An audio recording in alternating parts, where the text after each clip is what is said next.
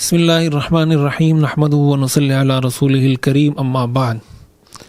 اللہ تعالیٰ جن لوگوں کی مغفرت فرماتے ہیں، قرآن کریم میں اللہ تعالیٰ نے جس کا خصوصی ذکر کیا ہے سورۃ الشورى میں، اللہ تعالیٰ ارشاد فرماتے ہیں الا الذین صبروا وعملوا الصالحات اولئک لہم مغفرۃ واجر کبیر۔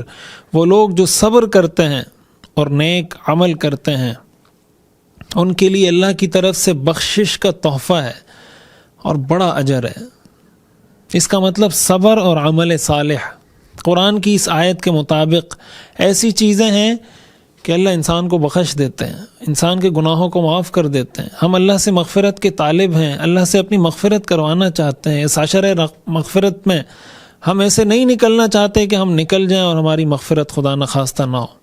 اس کے لیے ہمیں کیا کرنا ہے؟ دیکھیں، ہر انسان کی زندگی میں تکلیف آتی ہے، پریشانی آتی ہے، انسانی زندگی کا حصہ ہے۔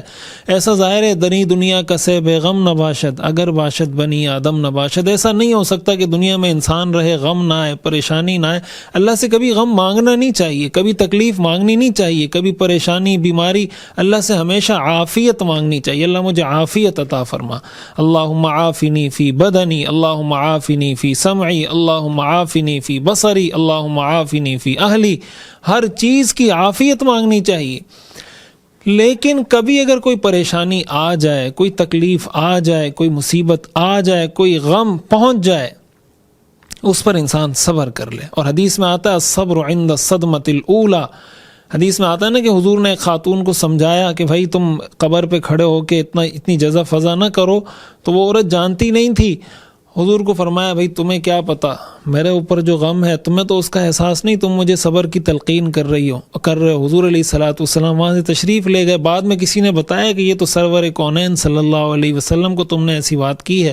وہ معذرت کرنے آئی۔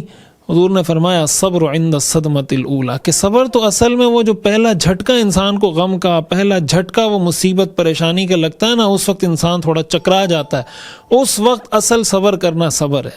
تو اللہ کی طرف سے کوئی مصیبت پریشانی کوئی تکلیف آ جائے اس پر انسان کو صبر کرنا چاہیے۔ حدیث شریف میں آتا ہے، اور اس صبر کا فائدہ کیا ہوگا اس کو آپ متفق علیہ حدیث صحیح بخاری صحیح مسلم کی، حضور علیہ الصلوۃ والسلام نے ارشاد فرمایا ما یصیب المسلم من نصب ولا وصب ولا ہم ولا حزن ولا اذن ولا غم حتى الشوکۃ یشاکها الا کفر اللہ بها من خطایاہ، کہ جب کسی مسلمان کو کوئی تھکاوٹ، یعنی آپ کام پہ گئے تھک گئے، اب آپ نے کام کیا، آپ نے لیے روزی روٹی کمائی، تھکاوٹ محسوس ہو رہی ہے، اللہ تعالیٰ فرماتے ہیں میں اس پہ بھی آپ کے گناہوں کو معاف کروں گا۔ کوئی مسئلہ کوئی پریشانی پہنچ گئی، کوئی غم پہنچا، کوئی تکلیف کسی نے ستایا آپ کو، حتی الشوکۃ یشاکها، کانٹا چبھ گیا، یعنی کوئی معمولی تھکن، تھکاوٹ، تکلیف، پریشانی،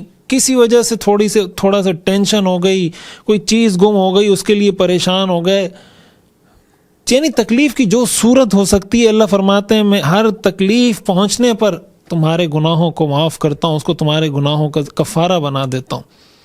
تو اب اگر اللہ ہمیں اس پہ ہمارے گناہوں کو معاف نہ بھی کرتا تو ہم کیا کر لیتے؟ اگر اللہ ہماری بخشش نہ بھی کرتا تو ہم کیا کر لیتے؟ اللہ تعالیٰ ہمیں اس لیے اس کی تلقین کر رہے ہیں کہ جب کوئی تکلیف آ جائے ایک انسان کبھی مایوس نہیں ہوتا۔ انہ لا ییأس من روح اللہ الا القوم الکافرون۔ خودکشی کرنا اسلام میں اسی لیے حرام ہے۔ ایک مسلمان کبھی مایوس نہیں ہو سکتا۔ مسلمان پر ایک تکلیف آتی ہے وہ دوسری راہ تلاش کرتا ہے، تیسری راہ تلاش کرتا ہے، چوتھی راہ تلاش کرتا ہے۔ انبیاء پر کتنی تکلیفیں آئیں۔ حدیث شریف میں آتا ہے حضور علیہ الصلوۃ والسلام نے ارشاد فرمایا ما یزال البلاء بالمؤمن والمؤمنۃ فی نفسہ وولدہ حتی یلقى اللہ، کہ مسلمان کو، ایک مومن مرد اور ایک مومن عورت کو اپنی جان کے اعتبار سے، اپنی اولاد کے اعتبار سے تکلیفیں پہنچتی رہتی ہیں، حتی یلقى اللہ وما علیہ خطیئہ، یہاں تک کہ وہ اللہ سے جا ملتا ہے اور ایسی حالت میں پھر اللہ سے اس کی ملاقات ہوتی ہے کہ اس کی ایک خطا بھی نہیں ہوتی۔ یعنی اللہ تعالیٰ ہر مصیبت کے بدلے میں اتنے گناہوں کو معاف کر رہے ہوتے ہیں کہ جب مر کے موت کے بعد اللہ کی بارگاہ میں پیش ہوتا ہے صاف ستھرا ہو کے پیش ہو جاتا ہے۔ اس موقع پر انسان کو پھر حسرت ہوگی کہ شاید میری زندگی تکلیفوں میں ہی گزرتی تو اچھا ہوتا، میرے اور مرتبے بلند ہو جاتے۔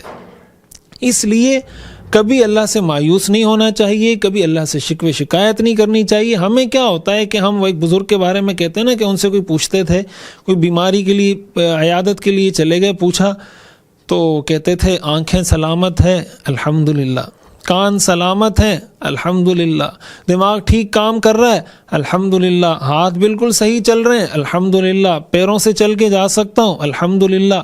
ایک ایک چیز گنواتے کہتے تھے، بعد میں بس تھوڑا سا بخار ہے انشاءاللہ ٹھیک ہو جائے گا۔ ہمارا معاملہ الٹ ہے، ہم اللہ کی ساری نعمتوں کو بھلا دیتے ہیں، ایک بیماری کو، ایک تکلیف کو، ایک پریشانی کو پکڑ کے بیٹھ جاتے ہیں کہ یار میرے ساتھ یہ مسئلہ ہے۔ انسان اگر دیکھے میرا دل کام کر رہا ہے، میری آنکھیں کام کر رہی ہے، میرے کان، میرے گردے، جگر، پھیپھڑے، ساری چیزیں کام کر رہی ہیں، ساری پریشانیاں اس کو معمولی لگیں، ہینچ لگے اور ساری پریشانیاں اس کی ختم ہو جائیں۔ اور صبر ایسا عمل ہے جس کے بارے میں قرآن میں آتا ہے انما یوفی الصابرون اجرہم بغیر حساب، کہ اللہ اس عمل پر بے حساب اجر عطا کرے گا۔ تو جہاں اللہ تعالیٰ اس کی برکت سے مغفرت فرمائیں گے، وہاں اس کی برکت سے بے حساب اجر بھی عطا فرمائیں گے کہ بخشش بھی ہو جائے گی، اجر بھی مل جائے گا۔ اللہ تعالیٰ ہمیں سمجھنے اور عمل کرنے کی توفیق عطا فرمائے۔